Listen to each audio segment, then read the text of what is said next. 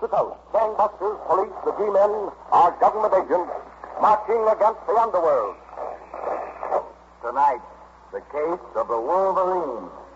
A shrinking, shadowy figure who stole out of the raging blizzards of the North Country to spread terror and destruction. That's tonight's Gangbusters.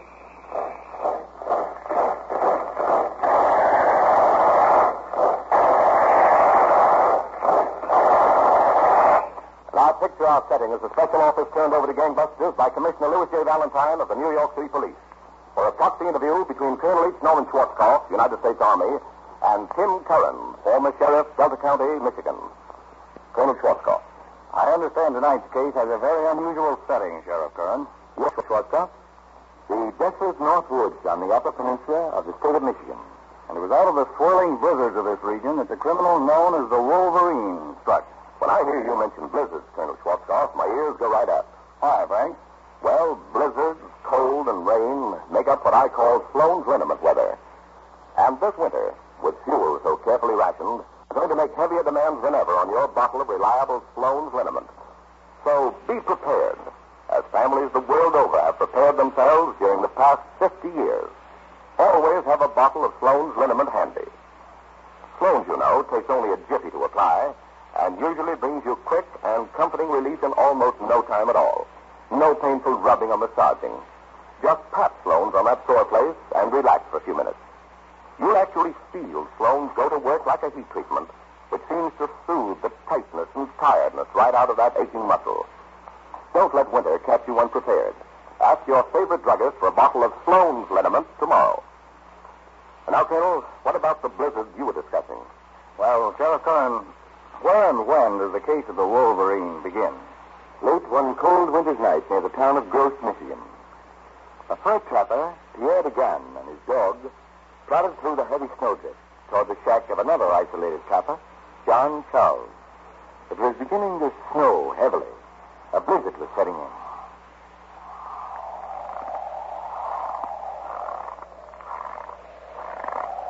Hey, wind, but soon we warm up at Mr. Charles' place, huh? Ah, there she is, Bagay. The delight with the fine street. I bet Mr. Charles is surprised to see us after all this month. Come on, boy.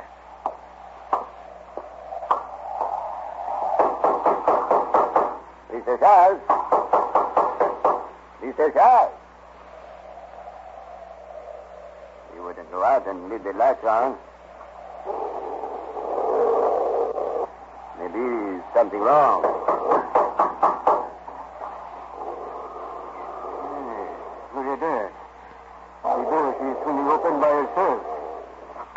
Come on, boy. We go in and see. Mr. Charles. Mr. Yes. Mr. Charles lying on the floor. Ah, good girl. His head all blood. Hello? Anyone here? Hello? I'm here. Run back up with your hands. Come up with your hands. What have you done to Mr. Charles? Shut up, Mutt. My Jupiter! You steal my dog! I'm killing you, too, for sticking your nose in here at the wrong time. I can die there with your dog.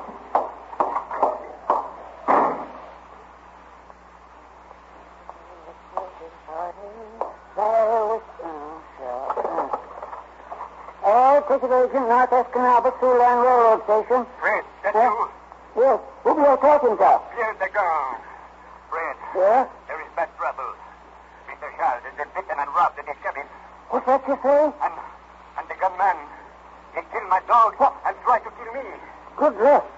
Pierre, you saw this gunman, did you? Was he a big fellow with a black mask and a green mackinaw? Yes, but now you know, Fred. That's the same critter robbed me here at the station the other night. The Wolverine. Told about 10 robberies he did. Pierre, did you call Sheriff Tim? Well, Sheriff Tim don't answer the telephone. That is why I call you. Yeah, all right, Pierre. I'll get the sheriff quick. I'll call him back right now. I won't put down that phone. Hello? How did you get Put it down. The Wolverine. You didn't expect me back again, did you? I want that cash box. That's just a little taste of what I'll give you. Get me the cash box. Here's the cash box.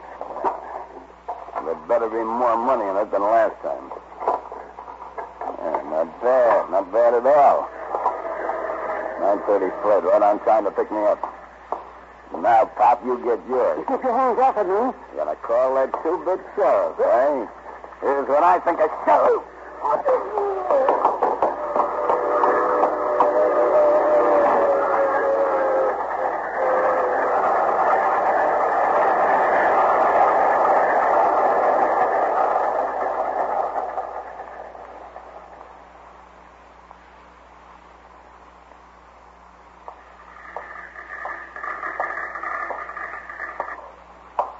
Sit down, Detective Ross.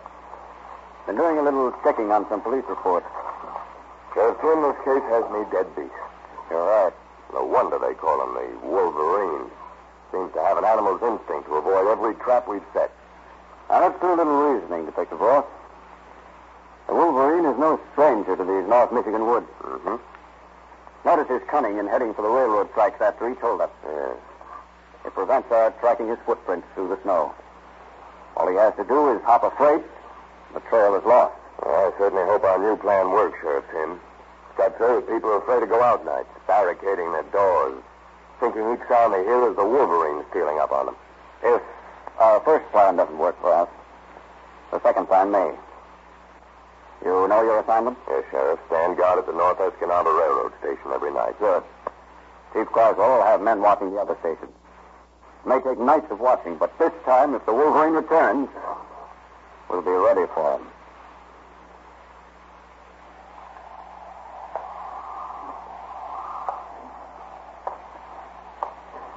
This railroad station's like an ice house.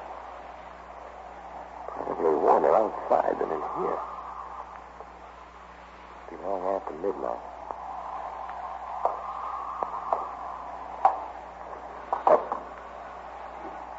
Made me jump. Didn't expect that thing to ring. Sheriff's the only one knows I'm here. Hello? Hello? Hello? Hello? Well, who is it? Who is it? I was just wondering, Detective Ross, if you were lonely down there at North Escanaba. Who is it? Well, whoever you are, if you got anything to say, you better say it. Hello? You should have been watching the railroad station up at Gladstone, Detective. I just dropped it. I thought I'd let you know. Hello? Okay, brother, so the joke's on me, eh? Well, maybe not. You don't know about the other trap the sheriff set, and you've just swallowed it. Hook, line, and sinker. This case gets more interesting all the time, Sheriff Cohen. I know our gangbusters listeners are anxious to know what this second trap was. I know that I, for one, am most interested, Colonel Schwarzkopf, because I've been advising our gangbusters audience for a long time to set a few traps of their own. Traps that will catch muscular aches and pains in time to prevent needless suffering. It's very simple. First, guard against overexertion, accidents, and overexposure to raw weather. Second, if muscular distress does strike, despite all your precautions, apply Sloan's liniment at once. Third, be prepared. Always have a bottle of Sloan's liniment on your medicine shelf. The sooner you pat on Sloan's liniment, the sooner you can expect the quick and comforting relief for which Sloan's is so famous. And how welcome that relief is to you men who come in stiff and short in your jobs, or you youngsters with your football Charlie horses and roller skating bruises. Yes, even to you mothers, who often feel that a day's washing and cleaning has seemed to tie your muscles into knots. All you have to do is pat Sloan's on that aching back or stiff shoulder, and almost immediately you'll feel that gentle and penetrating warmth acting like a heat treatment to smooth out the kinks and miseries in those painful muscles. Remember, it's best to be prepared. Ask your druggist for Sloan's liniment next time you're shopping in his store. Well, Colonel, that's the kind of trap I've been setting. What about the trap we hope is going to close on the Wolverine? Well, Sheriff Cohen, You told us how the Wolverine robbed the railroad station at Gladstone, Michigan, while the authorities were guarding the station at North Escanaba. But without knowing it, the Wolverine fell into a carefully set police trap, Colonel Schwarzkopf. It took a little while for the trap to develop. But 3 days later, it was beginning to close. In Nick's small lunchroom on Main Street in Escanaba, Michigan, at exactly 14 minutes to 8 in the morning. Hey, Nick, how about a check for the food? Let me get out of here. Oh, sure thing, Mr. Parent. Let's see. You waste the 60, 70, 85 cents, Mr. Parent. Okay, Nick. Here's the dollar. Keep the change. Oh, thank you. So long. Goodbye. He's a very fine man, P.A. You want any more coffee, P.A.? Who is that, Nick? Oh, what? He's a Joe Parent. Don't you know him, P.A.? Oh. No. But seemed like I heard that voice someplace. Oh, monsieur. Mr. Parent used to live here in Escanaba till 3 years ago, P.A., but he moved out west to buy a ranch. Now he come back for a little while. I wish I had his money. If I had one of Mr. Parent's money, Pierre, I wouldn't slave in a lunch cart like this. No wonder you don't have his money, Nick. Look what you are doing. Oh, what am I doing? Somebody, what do you know? I roll up a dollar bill and give me with a paper napkin and then throw it away. That's a good one out of me, all right. Throwing away dollar bills. I better put in the cash register. That's a good one. Me throw dollar bill away. Then, at 9 o'clock that night, Colonel. I'm so excited, Chief Croswell. I rushed right over here to your police office. Chief Croswell, don't you see? This dollar bill that I made a mistake about and roll up into my napkin, she's one of the stolen money from Gladstone Railroad Station. There's the mark on the front of it, like you want on the stocking. Now, easy, Nick. Calm down. Yeah. This is one of the marked bills, all right, but, Nick, when the Wolverine robbed the Gladstone station, he had no idea he was stealing marked money. Oh. But he was. He had every bill in the Gladstone station marked. And this dollar bill certainly has our marking on it. Well, when you told me, Chief Croswell, to watch all the bills for that little mark on it, I do it. I see the mark on that dollar. You say it was your parent who gave you this dollar, Nick? Absolutely, Chief Croswell. Positively, without no perception. This morning in my lunchroom, he gave it to me. I remember well, I started to roll it up under my napkin and throw it away, but Pierre the gun, he was there, and he saw me almost to throw it away. I wonder where parents got it. I noticed parents back in town, Nick. I understand you bought a ranch out west. Monsieur, but I ain't saying that Mr. Parent stole this money, Chief Croswell. I'm just saying that Mr. Parent gave it to me. Maybe somebody else give it to Mr. Parent. Well, you did a good job spotting it, Nick. It's the first mark bill that's turned up. Pretty good eyes for an old man, eh? When I see it in my cash register, I get so excited, I knock over 2 ketchup bottles. Yeah, well, I know the hotel Mr. Parent's stopping at. Think I'll drop over there and see what he can tell me about this dollar bill. Yes? Who is it? Police Chief Croswell. Police? Oh, just a minute. Hello, Mr. Parent. I heard you were back in town. I was wondering if you had any idea where you picked it up. Oh, I see. Where I picked it up. Yeah. No, Chief. I'm afraid I can't help you. I might have gotten it anywhere. Well, can you think where you changed any bills? You may even have more of the marked money on you.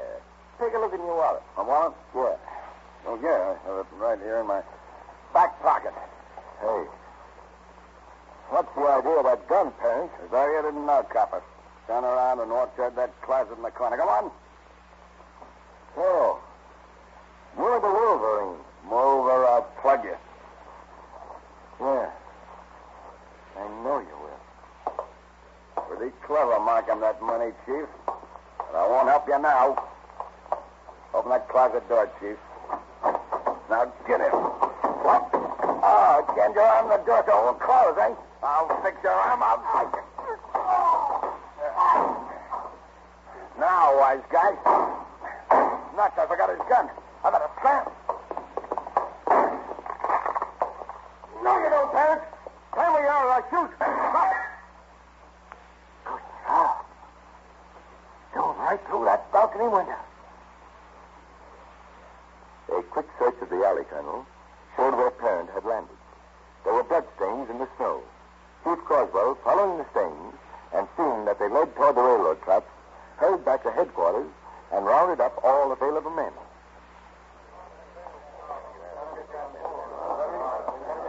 All right, men.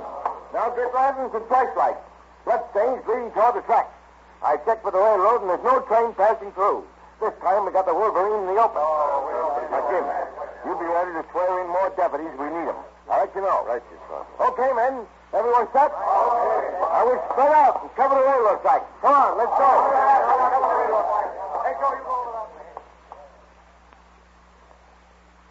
The trail led along the railroad for half a mile, Colonel, and then branched off into heavy brush and woodland, where it eventually was lost. Then, just before midnight, a report came that footprints, evidently of parents, had been seen entering the forest 4 miles to the east. Chief Croswell and Pierre Degan, whose dog Parent had killed, and who since had been deputized, were nearest the spot and picked up the trail.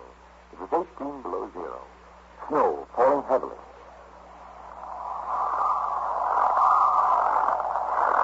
Chief Croswell, this snow she is falling so fast, she'll blot out Parent's footmark. Well, we gotta hurry, Pierre. Looks like he's heading for Big Perch Lake and the railroad beyond. You're the best trapper in the state, Pierre. If anybody can trail him, you can. Yes, we got to be careful, Chief Croswell. So may wait in ambush and kill before we see him. Stop. Huh? Something moving over there by those bushes. That is just another of those square devils. They ever bunched together in wolf pack, Chief Croswell. We be in one tough but. Yeah. Well, let's go on. What color? Stop. There is something up ahead this time. Yeah. A shack just back of the street. That's probably why Parent headed this way. To get to that shack, out of the wind. We sneak up to that side window. Careful now.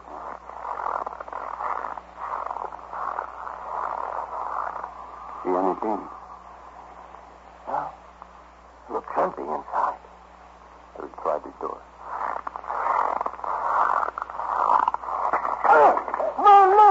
My leg! What's in that flap? Oh, that's hot. Burn the snow. My leg is broke. The gas of the flap has gone right into my leg. Okay, Pierre. I'll see if I can pry the trap open. There. It's giving a little. Can you pull your leg out? Yes, little big boy, please. Yes. That's not a good here. The legs ripped to pieces. The devil Baron set this trap. Baron knew we were trailing him. He set the trap in front of the door. Get your arm around my neck. I'll have you inside the shack. Mr. Baron, he will get away. Well, I've got to fix you first, Pierre.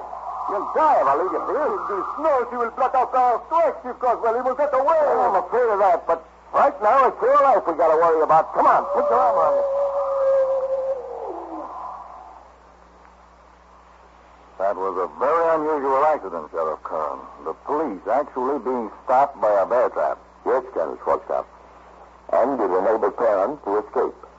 Alarms were flashed out, and late the next day, word came that a man answering Parent's description had been seen near the railroad station at Champion. Sheriff Kim and Detective Ross left for Champion immediately.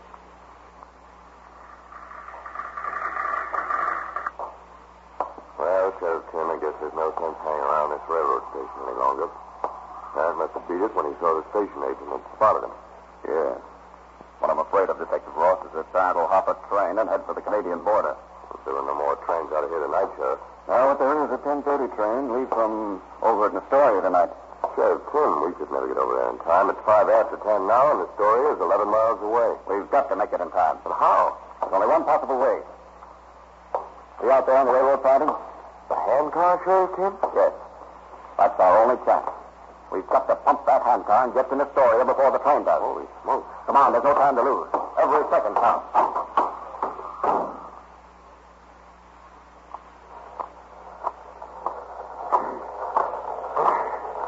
Thank you, Detective Ross.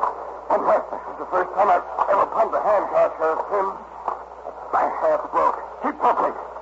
That mighty force will be catching up on us. Any minute now. I've gone after criminals a good many ways, but never before on a handcar. If the train overtakes us while we're on this trestle, we're done for you, Sheriff. Faster.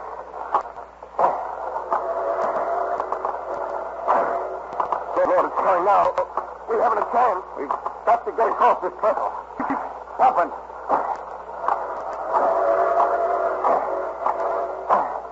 We can't make it. We're almost there. I can see the engine lights right back of us. Come on.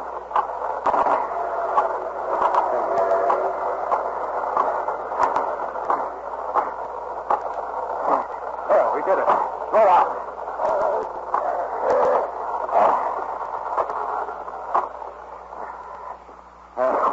Got to dump this Hanson car off the tracks or the train will be wrecked. Come on. Lift. Right here. There we go. Put it off a bit further. Now run for the railroad station and fast. All right.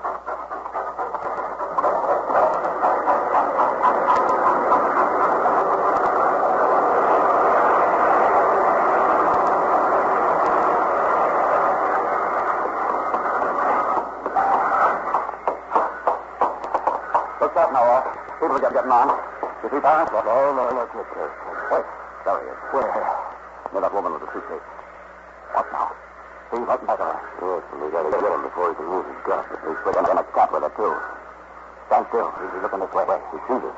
Come on. Rush him. Go, Sheriff. He's pulling a gun.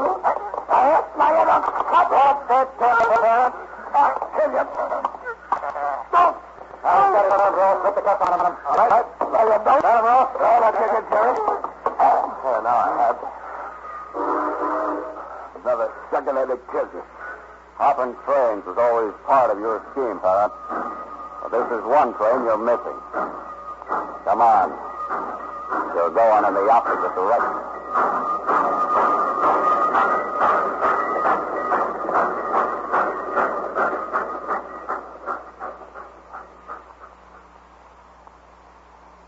Sheriff Kern, the police did a remarkable job in ending the menace of the Wolverine. Thank you for telling us this case. Well, yes, Colonel Schwarzkopf.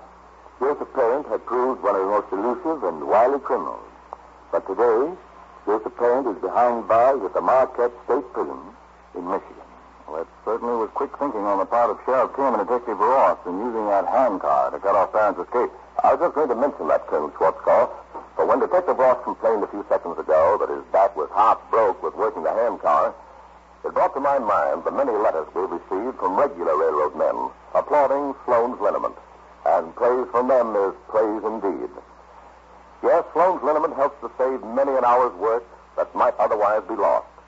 And these days, when every pair of hands count, that's important. And that's the reason so many men make sure to keep a bottle of Sloan's liniment on the job with them, as well as on the medicine shelf at home. Because Sloan's is the pat-on liniment. All you need is a few minutes during a rest period or your lunch hour to apply it to that sore and aching muscle. Like a heat treatment, Sloan's will be helping to bring you quick and comforting relief while you work. Just pat Sloan's on. That's all there is to it. So tonight or tomorrow, on your way home from work, drop in at a convenient drugstore and get a bottle of dependable Sloan's liniment to keep in your locker. You'll find Sloan's a real friend in need when you want relief in a hurry. And now, Gangbusters presents its nationwide clues of criminals still at large.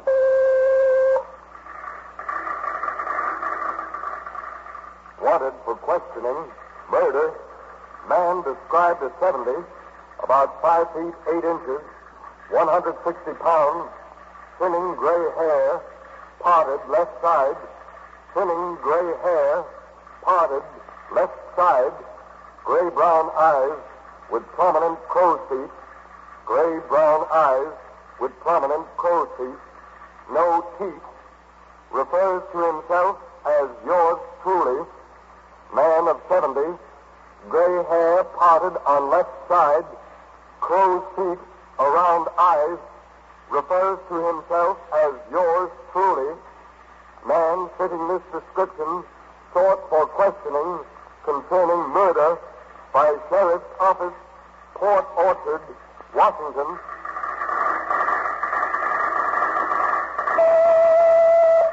Charged with bank robbery, George Thompson, 32, 6 feet 1/4 inch, 155 pounds, hair dark, combed back, long nose, deformed, slopes to right side, long nose, deformed, slopes to right side, long neck with prominent Adam's apple, long neck with prominent Adam's apple, large hands,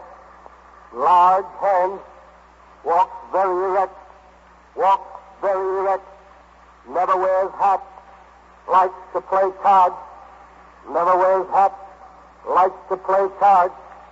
man, 32, tall, slim, nose sloping to right, long neck with prominent Adam's apple, man fitting this description, wanted for questioning, bank robbery, Katona, New York.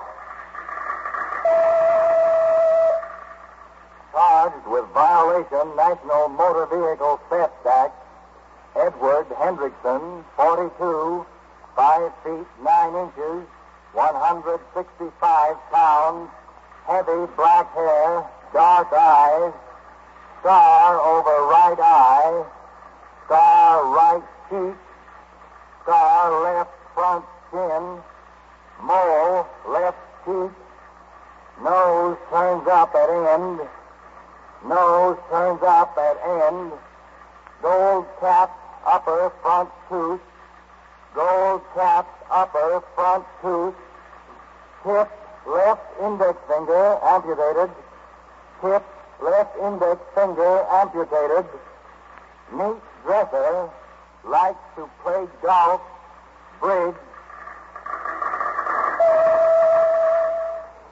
If you have any information concerning these clues, notify your local police, the Federal Bureau of Investigation, or gangbusters at once. And now here's what Philip H. Lord has planned for next week. Gangbusters, friends, for Sloan's Liniment next week, we're going to take you behind the scenes as a modern police department unravels a series of baffling incidents. Learn how the police found a paper matchbox, an umbrella, and an antifreeze tag. Hear how these small articles set the police on the trail of an infamous gang and the startling climax. You won't want to miss 1 second of